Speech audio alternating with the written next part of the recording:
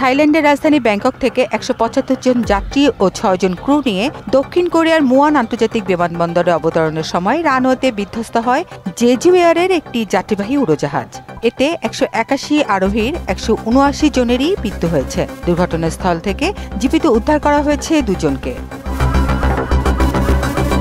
দুর্ঘটনার সঠিক কারণ এখনও নিশ্চিত হওয়া যায়নি। তবে স্থানীয় অগ্নি নির্বাপন সংস্থার প্রধান লি জিওং হিউন বলেছেন, খারাপ আবহাওয়া অথবা পাখির সঙ্গে ধাক্কা লাগার কারণে এই দুর্ঘটনা ঘটে থাকতে পারে। আবার বিমান কর্মকর্তাদের ধারণা, পাখির সঙ্গে ধাক্কা লাগায় ল্যান্ডিং গিয়ারে জটিলতার কারণে উড়োজাহাজটি বিধ্বস্ত হয়ে থাকতে পারে। ভাইরাল ভিডিওতে দেখা যাচ্ছে বিমানটি রানওয়েতে ক্র্যাশ ল্যান্ডিং করে, এরপর রানওয়ে থেকে ছিটকে পাশের কোনো অবকাঠামোয় আঘাত করে এবং সঙ্গে সঙ্গে আগুন ধরে যায়।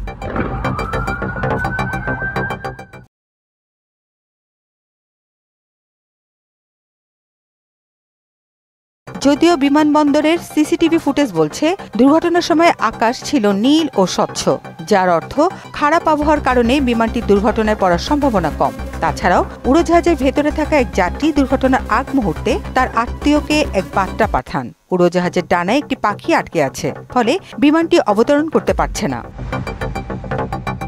এদিকে উড়োজাহাজটি বিধ্বস্ত হওয়ার সময়কার একাধিক ভিডিও ফুটেজ অনলাইনে ছড়িয়ে পড়েছে। এমনই একটি ভিডিও ফুটেজে দেখা গেছে মুয়ান বিমানবন্দরের রানওয়েতে অবতরণের পর উড়োজাহাজটি ইঞ্জিন থেকে ধোঁয়া বের হচ্ছে। উড়োজাহাজের ধ্বংসাবশেষ থেকে এক যাত্রী ও একজন ক্রুকে জীবিত উদ্ধার করেছে দক্ষিণ কোরিয়ার জাতীয় অগ্নি নির্বাপন সংস্থা। দুর্ঘটনার প্রকৃত কারণ অনুসন্ধানে তদন্ত করার কথাও জানায় তারা।